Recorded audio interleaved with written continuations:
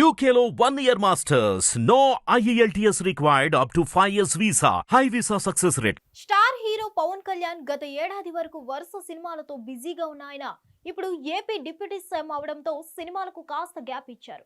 ప్రస్తుతం రాజకీయాల్లో బిజీగా తన బాధ్యతలను నిర్వర్తిస్తున్నారు. రాజకీయంగా తన పనుల్లో బిజీగా ఉన్న డిప్యూటీ సీఎం పవన్ కళ్యాణ్ గతంలో అనౌన్స్ చేసిన సినిమాలను కూడా పూర్తి చేయలేని పరిస్థితి ఏర్పడింది. ఈ విషయంపై పవన్ కూడా అనేక సార్లు ప్రస్తావించారు.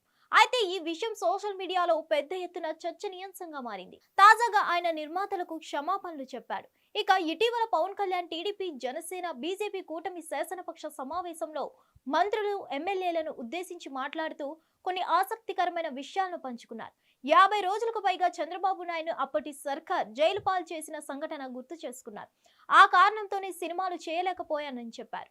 అంతేకాదు, ఆయనలా బాధపడుతూ ఉంటే తన సెట్లలో ఉత్సాహంగా పాల్గొనలేనని గుర్తించి వెంటనే తన నిర్మాతలకు ఇచ్చిన డేట్లను రాలేనని చెప్తూ వాళ్ళని క్షమాపణ చెప్పారు. నిజానికి పవన్ కు ఆ అవసరం లేదు. నేను రాలేను అని ఒక్క మాట చెబితే అయిపోయేది. కానీ ఇలా చెప్పడంపై ఇండస్ట్రీలో హాట్ టాపిక్ అవుతుంది. మునుపెన్నడూ పవన్ కళ్యాణ్ ఇలాంటి మాటలు మాట్లాడలేదు. ఇలాంటి సందర్భాలు కూడా రాలేదు. క్షమాపణ చెప్పానని పవన్ కళ్యాణ్ బహిరంగంగా పంచుకున్న సందర్భం ఇదే మొదటిసారని చెప్పొచ్చు.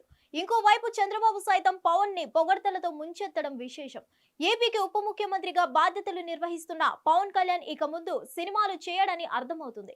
ఇక ఈయన గతంలో ఒప్పుకున్న సినిమాలో ఓజీ సినిమాను త్వరలోనే విడుదల చేసేందుకు మేకర్స్ రెడీ అవుతున్నారు. సినిమాలు షూటింగ్ పెండింగ్ లో ఉన్నాయి కాబట్టి ఇప్పటిలో విడుదలయ్యే అవకాశాలైతే లేవు. ఇక పవన్ కళ్యాణ్ సినిమాల గురించి ఆలోచించడం కూడా ప్రయోజనం ఉండదు. దీంతో ఫ్యాన్స్ నిరాశలో ఉన్నారు. మరిన్ని అప్డేట్స్ కోసం stay tuned to hit TV. Hit TV app ని డౌన్లోడ్ చేసుకోండి. ఇందులో short news, live news, entertainment movies అన్ని అవైలబుల్ గా ఉన్నాయి. Please download Hit TV app. Hit TV app hit TV యాప్ని ఫ్రీగా డౌన్లోడ్ చేసుకోండి.